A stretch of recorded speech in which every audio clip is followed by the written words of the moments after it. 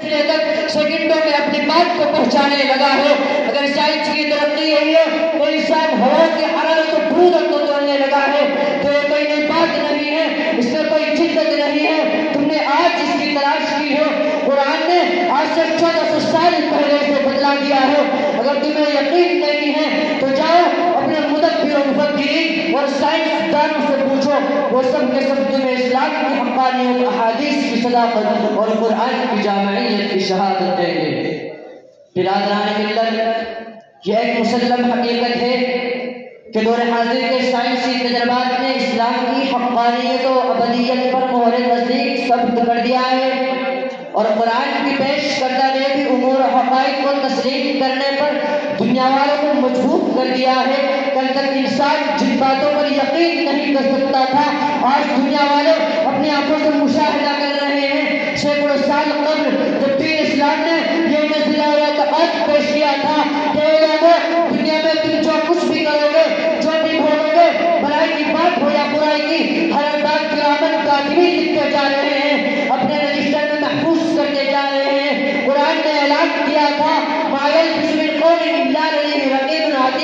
مگر دنیا والے اس وقت ماننے کے لیے تیار نہیں ہوئے کہ کیسے ممکن ہے کہ انسان کی زبان سے نکلی ہوئی ہر بات محفوظ ہو جائے۔ لوگوں نے اپنی گھوڑے دوڑائے لیکن ان کی رسائی وہاں تک نہیں ہو سکی، لیکن جب سائنس دانوں نے قرآن کی اس آیت میں غور کیا اور ٹیپ اور ریکارڈ کا ایجاد کیا تو ساری دنیا کی آنکھیں کھل گئی اور لوگ رقیب کو ماننے پر مجبور ہو گئے۔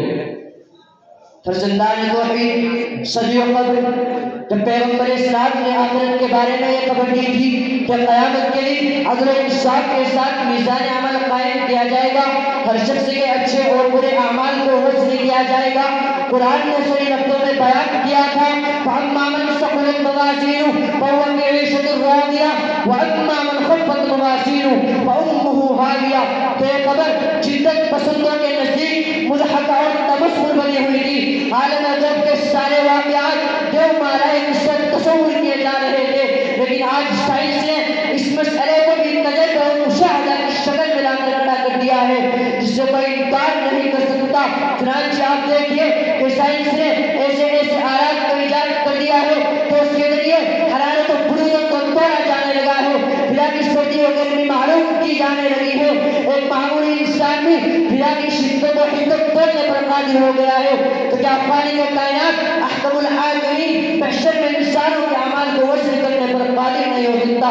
ضرور بھی ضرور قادر ہوگا، اس میں کوئی شک و شبہ نہیں۔ دریائے فکر و نظر کے شناوروں، یہ ایک ناقابل تردید حقیقت ہے اور ایسی وضاحت ہے جس کا انکار سورج کی جابار شکلوں کے تکلیف مرادف ہوگا۔